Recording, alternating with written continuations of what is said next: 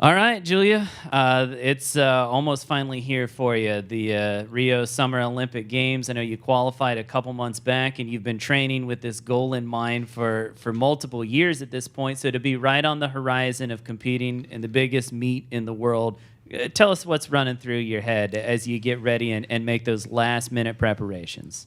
I mean, it's exciting. It's like you said, it's something I've been looking forward to for so long. So, with it right around the corner, it's sort of surreal still, but nervous definitely and excited. Just ready to compete.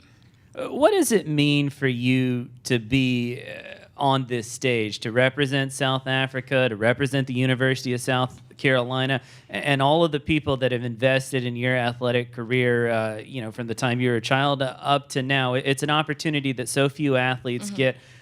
I know it's probably kind of hard to put it into words, but what does the whole experience mean to you? I think that's the one thing that really I've been so grateful for is the support that I've received going into this meet. And I mean, really the meets in the past as well, but this one it's just a little different. And my mom's got like a support group back home. She's just got rounding up all the fans, and which is really great. It's great to see that people want to support me and see me live my dream out. But yeah, it just means a lot being able to represent my country. Represented them in the past, but this is, I mean, it's the Olympics, and it's everything that I've dreamed of, and being able to go out and represent the Gamecocks at the same time is just, it's such a wonderful feeling. Tell us about the role that the University of South Carolina has played in this journey. Obviously, your head coach, Todd Sherritt, is also going to be your coach down in Rio, and you train with him on an almost daily basis. But now 2 years into your collegiate career, and you've come such a long way. What has the university and the Gamecock Athletic Department really done to help you on this journey? Well, I was lucky coming in. I had a really good coach back home, so I was lucky coming in with a good sort of basic background of diving. And coming in, Todd sort of changed.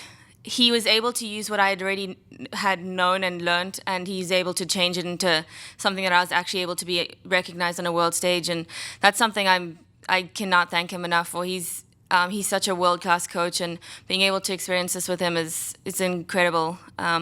Just because I just know that he's got my back, and he believes in me more than anybody. So it's great being able to go into this with him, and he really just took my diving to a whole new level. I know in some ways you've been training for this for many years, but in other ways it's kind of been about a 3-month journey. That's kind of when Olympic trials and NCAAs and zones, all of those things kind of came to a head. You were busy for a couple months, and now for the last roughly 3 months, you've been able to focus on Rio. So take us through some of the things that you've been working on in that time period to make sure that you're peaking at the right time in the Olympics. I think a lot of it's been mentally. It's been a difficult journey the past few months, just maintaining positive all the way through practices, all the way. I had a meet in Texas about a month ago, and just remaining positive through that. And that's been the biggest part of my training, and I've really still been working on it. I have to work on it every single day, but it's nice to go into a meet with the only thing you focus on is the 5 dives, possibly 6 that you're going to be competing. I don't have to worry about 1 meter. The only thing I'm doing is competing 3 meters, so it's been nice to focus on those dives only, and sort of know where I want to be when I get to Rio and able to compete. You mentioned the regional zones meet back in Texas a few weeks back. I know that was your first chance to really do some of the new stuff that you've been working on in a competitive setting. I know you've been working on 1 new dive, maybe 2. How confident are you in really your entire list as you get set for the Olympic meet? I'm pretty confident in this list. I've been competing not the whole list. I've been competing 4 of the 5 dives for a while now, so pretty confident with those ones. I'm excited to compete the new one. I'm hoping that it'll come together in Rio. It's obviously still, I'm working my way up to where I need it to be, but I still got a few days to get it right where it needs to be, and I'm hoping it can all come together when it needs to. You've probably done more interviews in the last 3 months than you have the entire rest of your life combined. And you mentioned your mom's got her support group back home, and lots of people here in the Columbia area have really taken notice of the program and you specifically over the last 3 months because you are headed to the Olympics. How big of a challenge has it been, but also a blessing at the same time, to have that attention and to do all of that media and get that publicity while also trying to remain focused on the goal at hand, which is to perform as well as possible on the biggest stage? Like I said earlier, it's just being able to have the support that I do right now.